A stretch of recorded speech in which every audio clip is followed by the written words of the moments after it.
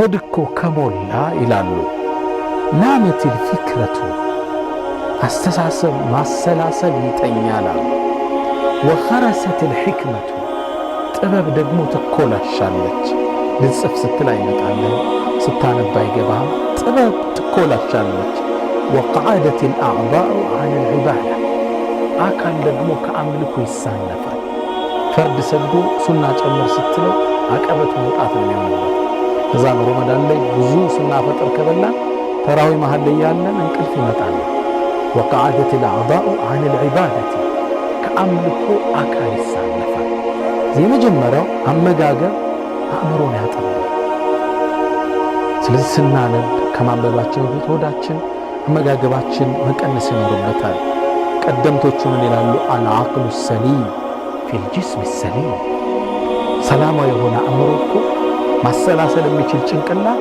ጤነኛ ከሆነ አካል ይመነጫል በአመጋገብ የሰውነታችን ጤንነት ከበከለው የማንበብ ልምዳችን ይቀንሳል የመረዳት ብቃታችን ይቀንሳል وكان فضيل بن عياض يقول فضيل بن عياض من ይላሉ ይህን አመጋገብን ሲጠቁሙን وضعت الحكمة في العلم وضعت الحكمة والعلم في الجوع أدقموا يقول فضيل بن عياض من ይላሉ የህይወት ተመክሯቸውን ሲያጫውቱን وضعت الحكمة والعلم في الجوع ጥበብና ዕውቀት ከረሃብ ጋር የተቀመጡት ሲርብህ አእምሮ ማሰላሰል ይጀምራል ማሰብ ትጀምራል መረዳት ትጀምራል ሆድ ሲቀንስ ማለት ነው በጣም ሳይርብህ ማከለኛ ሲሆን ووضعت المعصية والجهل في الشبع على ما وقنا ማመጽ ለወንጀል መጋለጥ የትውስጥ ነው ያለው ከመጥገብ ጋር በጣም ስትጠግብ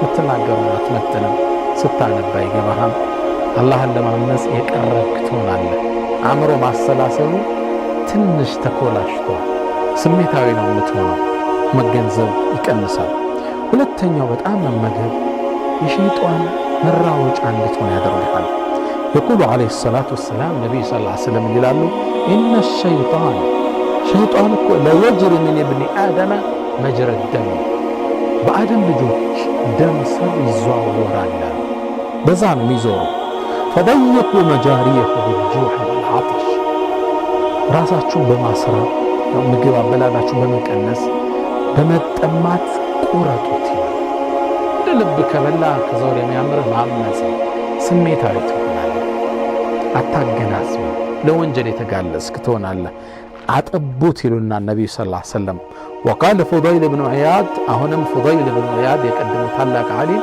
የህይወት ተመክሯቸው ሲነግሩን من جوع نفسه ራሱን እኮ ያስራበ ሆዱን በጣም ያልሞላ ሰው قطعت عنه الوساوس የሸይጣኑ ሱስ አይቆረጥም አሁን የሚፈነጭበት ነፃ ሜዳ የለውም ማለት ነው መመገብ ከድንበር ማለፍ ከተገቢው ስርዓት መውጣት በብዙ ነገሮች ያጋልጠናል ከመጀመሪያ እንዳለው አስተሳሰብን ያኮልሻል ሁለተኛ የሸይጣን መራወጫ ያደርገናል ሶስተኛ ለበሽታ ያጋልጠናል ብዙ በሽታዎች አሁን ዓለም ላይ ያሉ ዶክተሮቹ የሚተነትኗቸው አብዛኛው በሽታዎች የሚመጡት ተገቢ የአመጋገብ ስርዓት ካለመኖር አንፃር ነው ስኳር ደም ብዛት ብዙ ነገሮች የአመጋገብ ፕሮብሌሞች ናቸው አመጋገብ መስተካከል አለበት ስለዚህ ጾም ረመዳን ይህን የአመጋገብ ስርዓት ለማስተካከል ነው 11 ወር ያለ ገደብ ሲመገብ የነበረን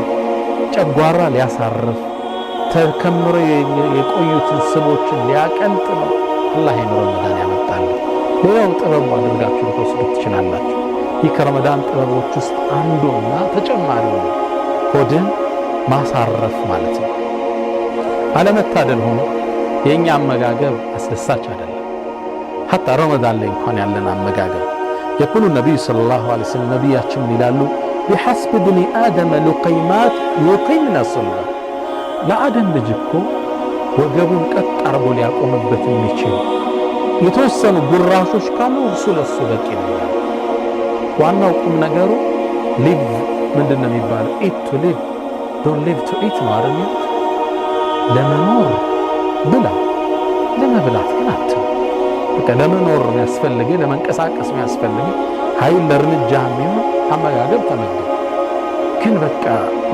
መመገብ የህይወት ግቡ ይመስል ግን አታብዛና ነብዩ ሰለላሁ ዐለይሂ ወሰለም አሉ ወገቡን ሊያቆሙበት የሚችል ጉራሾች ከጎረሰ ለአደም ልጅ በቂው ነው። ግን ይሄ አይበቃንም እንኳን ከተባለ የተወሰኑ ጉራሾቹ በሶስት ክፈሉታል። 1/3 ለውሃ፣ 1/3 ለምግብ፣ 1/3 ለአየር አድርጎታል ረሱላህ። ሱብሃንአላህ። ይሄ እንዴት እናውቀዋለን? ሆዳችንን ለሶስት መክፈላችን የመብላትና የማቆም ስሜት እኩል ሲሆን ማለት ነው። በጣም ሲርብ ቶሎ በቃ ረሃብን ለማስታገስ ትጎርሳለህ። ከዛ በኋላ ግን የምንመገበው አመጋገብ ስሜት ነው። ከመመገብ ስላለብን እንጂ ሆዳችን የሆነ ሌቭል ላይ ይጠግባል፣ ስሜቱ ይቆረጥለታል። ብዙ ጊዜ አይታችሁ ከሆነ ምግብ ቤት ላይ አንድ ምግብ አዛችሁ ሌላኛው እስኪደርስ ብላችሁ ይሄን ተጀምሩና ትንሽ ከዘገየ ስሜታችሁ ይቆረጥና የሚመጣው ምግብ መብላት ያስጠላችሁ። አሁንማ ሆዳችን ሞልቷል ትላለህ። ተከትሎት ቢሆን እኮ ታስከትለው አየው። ስሜት የሆነ ቦታ ላይ ይቆማል ማለት ነው። ቢያንስ በሶስት ክፈሉት አሉ ረሱላህ ሰለላሁ ዐለይሂ ወሰለም። ይህ አመጋገብ ሲመክሩ ነው።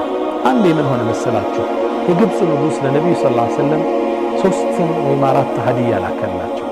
ከላከላቸው ውስጥ ኮከውቆስ የሚባለው አንድ ዶክተር ላከላቸው፣ የእሱ ስፔሻል ዶክተር። ማርየቱል ቅብጥያን ደግሞ እርሳቸው። እንደገና ፈረስ ላከላቸው፣ ማር ላከላቸው፣ ስጦታ ላከላቸው። ከላከላቸው ውስጥ ዶክተር ላከ። ነቢዩ ማሩን ተቀበሉ። ቁርአን ላይ የተጠቀሰ ማርያምን አገቧት አስለመው። ከዛም ፈረስ ላከላቸው፣ እሱም ለጂሃድ ያስፈልጋል። አራተኛውን ስጦታቸውን ሳይት ዶክተር ነው ላከላቸው፣ ስፔሻል ዶክተር። ማን አንተ ለምን መጣ? እኔ ስፔሻል ዶክተር ነው እንድንከባከብ ነው ላከላቸው። ለእኛ ነው የመጣው። ስማ እኛም በሽታ ያገኘናልና نحن قومنا ኡማቸውን የገለጹበት ቃል نحن قوم እኛ እኮ ህዝቦች ነን لا نأكل حتى نجوع ሳይርበን አንበላ وإذا أكلنا لا نشبع ከበላን ደግሞ ሳንጠግብ እናቆማለን። በሽታ የት ይመጣል? ይሄ ዶክተር በጣም ተገረመ። ከዛ ተመለሰ አሉ። ተመለሰ። ወደ ንጉሱ እንደተመለሰ ምን አለው? በጣም ይገርማል። የላከኝ ግለሰብ የሕክምናን ሳይንስ ጥበብ በሁለት መስመር ላይ ያስቀምጣል። እኛ ህዝቦች ነው ሳይረበን አንበላ ሳንጠግብ እናቆማለን። አለቀ። በሽታ ይተመጣ ቆመ ማለት ነው። ዶክተር ራትብና ቡልሲ ይችን ጽሑፍ ይላሉ ጀርመን ውስጥ የሚገኝ አንድ ትልቅ ሆስፒታል ላይ አስቀምጠዋታል። በእንግሊዝኛ የተለያዩ ፈላስፋዎችን የሕክምና ሳይንስ ምሁራንን ንግግር ሲያስቀምጡ ከዛ ውስጥ ይችን የነቢዩን ሰለላሁ ዐለይሂ ወሰለም ንግግር አስቀምጠዋታል ይላል። እኛ ህዝቦች ነን ሳይረበን አንበላም ሳንጠግብ እናቆማለን። ከስር ሙሐመድ ፕሮፌት ኦፍ እስላም ብለውታል። ከሙስሊሞቹ ነቢይ በጣም ሕክምናን በአንድ አረፍተ ነገር የገለጸ ጥልቅ ንግግር ነው። የነቢዩ ኡማ ማለት እንግዲህ ይሄ ነው፣ መመሪያችን ይሄ ነው። የረመዳንም ዓላማ ይሄን ረፍት አጥቶ የነበረን ጨጓራ ማሳረፍ፣ ሰዎችን ማቅለጥ፣ ትንሽ ሆድ ረፍት እንዲያገኝ ማድረግ፣ ወደ ጤንነት እንድንመለስ ማድረግ፣ ክብደታችንን ማስተካከል። አመጋገባችን ትክክል አይደለም። አስተውላችሁት ከሆነ ስርዓት የለው። ልክ እንደ ሌላ እምነት ተከታዮች ድንበር ያለፈ አመጋገብ አለን። ነቢዩ መሐመድ ሰለላሁ ዐለይሂ ወሰለም ቡኻሪና ሙስሊም በተዘገበው ላይ ሙእሚንና ሙእሚን ያልሆነን ሰው ሲገልጹት አልሙእሚኑ የእኩሉ ፊ ኒዓን ዋሂድ ይላል። አንድ ሙእሚን እኮ በአንድ አንጀቱ ነው የሚበላው፣ በአንድ ጨጓራው ነው አሉ አገላለጻቸው። ወልሙናፊቅ አሉ ያ ሙናፊቁ ግና የእኩሉ ፊ ሰብዓቲ አምዓእ በሰባት ጨጓራው ነው የሚበላው፣ በሰባት ሆዱ ነው የሚበላው። ገዛሊችን ሐዲስ ሲያብራሩ ምን ይላል? አይ የእኩሉ ሰብዓተ አድዓፍ ሰባት እጥፍ ከሙእሚን ነው የሚበላው። እኛ ግን እኛው ምንናው ሰባት እጥፍ እየተመገበን ያለ ነው። ይሄ ሙናፊቅ ከሃዲ የምትሉት በቀጣዩ ዓለም ተስፋ ስለሌለው መብላትና መጠጣት የዘውትር ዜናው የህይወት ግቡ መብላት፣ መጠጣት፣ መጨፈር። ግጥማቸውም እንዲህ ነው የሚለው ኢነመ ዱንያ ጠዓሙን ወሸራቡን ወመናሙን። ዱንያ እኮ ማለት ነው መብላት፣ መጠጣት፣ መተኛት ነው። ፈኢዛ ፋተከ ሃዛ ፈዐለ ዱንያ ሰላም።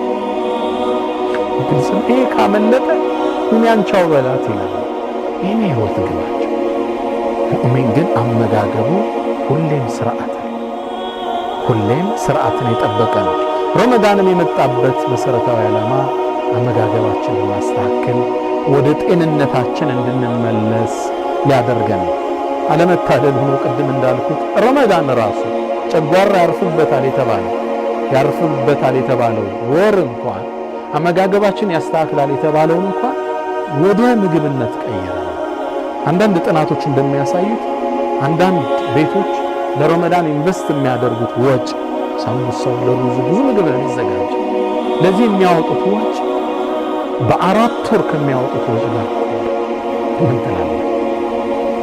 አስተውላችሁታል? ለ4 ወር ኢንቨስት የምናደርገው ወጭ ነው 1 ወር ላይ ኢንቨስት የምናደርገው ብዙ ነገር ነው የሚዘጋጀውና አመጋገባችን መስተካከል አለበት። የረመዳን አመጋገባችን ከመዛባቱ የተነሳ እነዚህ ቀልዶችን ሰዎች ቀልደዋቸዋል። አንዱ ምን አለ ይባላል መሰላችሁ? ቤት ውስጥ በጣም አንድ እንግዳ ጠርተው ጻል ቤት ውስጥ እናት ሰራተኛ ጉድ ጉድ ሲሉ ማድ ቤት ሲገቡ ሲወጡ አየ ሳምቡሳው ሲሰራና እናቴ ሆይ ረመዳን ገባ እንዴ አለ። ምን ይሄን ጉድ ጉድ የሚያውቀው መቼም ረመዳን ውስጥ እዚህ በቃ ከምግብ ወደ ምግብ ሴቶቹ ከአሱር በኋላ ቁርአን የለም ምግብ ዝግጅት ውስጥ ናቸው። በጣም ቢዚ ናቸው በዛ ወቅት እና ህፃኑ የለመደው ያንን የምግብ ረብሻ የሚያውቀው ረመዳን ላይ ስለሆነ እናቴ ረመዳን ገባ እንዴ አለ። ረመዳን ላይ የምናጠፋው ወጭ በ4 ወር ከምናጠፋው ጋር እኩል ነው ጥናቶቹ እንደሚያሳዩ። አመጋገባችን ከባድ ነው። የመግሪብ ከበላን በኋላ ካፈጠርን በኋላ ብዙ እንመገባለን። ተራዊ ኢሻ ላይ በግድ ነው የምንሰግደው። መሀል ላይ ጥለን ለማቋረጥ እንገደዳለን። ብዙ ጊዜ ያለን አመጋገብ ታች እግራችንን ምስማር ቢወጋን ሾርባ በጆሮ እንደይወጣ ሰጋለን። አመጋገባችን እጅግ በጣም የበዛ ስርዓት ያጣ ነው። ወቂል ታዲያ እንዴት ጤንነታችን እናገኛለን? ምን ተብሏል መሰላችሁ? አልመዒደቱ በይቱ ዳ፣ የጨጓራ ሆድ እኮ የበሽታ ማዕከል ነው። ወልሕምየቱ ምግብን መመገብን መቀነስ ግን ረእሱ ደዋ፣ የሕክምና መሰረታዊ ምንጭ እሱ ነው። ነቢዩ ሰለላሁ ዐለይሂ ወሰለም ሐዲት ላይ ጠበራኒ በተወራው ላይ ምን ይሉናል? ሱሙ ጹሙ ተሲሑ፣ ጤንነታችሁን ታገኛላችሁ። ጾም የጤንነት ማዕከል። ረመዳን በትክክል ከተጠቀምንበት በወር ውስጥ ጤንነታችንን አንድሰን የምንወጣበትን የሚሆነው። ስለዚህ ትልቁ ምክሬ አደራ ነው አመጋገባችን መስተካከል አለበት። ስፔሻሊ ረመዳን ላይ የሚገርማችሁ አሜሪካ ውስጥ አንድ መጽሐፍ ሳነብ አንድ ሆስፒታል አለ። ሆስፒታሉ የጾም ሆስፒታል ነው የሚለው ርዕሱ ራሱ። በዚህ ሆስፒታል ውስጥ በቅርቡ ብቻ ከ300 የማያንሱ የስኳር በሽተኞች ጤንነታቸውን አግኝተው ወጡ። ሆስፒታሉ የሚሰጠው ሕክምና ምንድነው? መርፌ ምናምን አይደለም። ሰዎቹ እንዲጾሙ ያደርጋል። የተመጠነ ምግብ እየሰጠ 2-3 ወር በኋላ ጤንነታቸው ተጠብቆ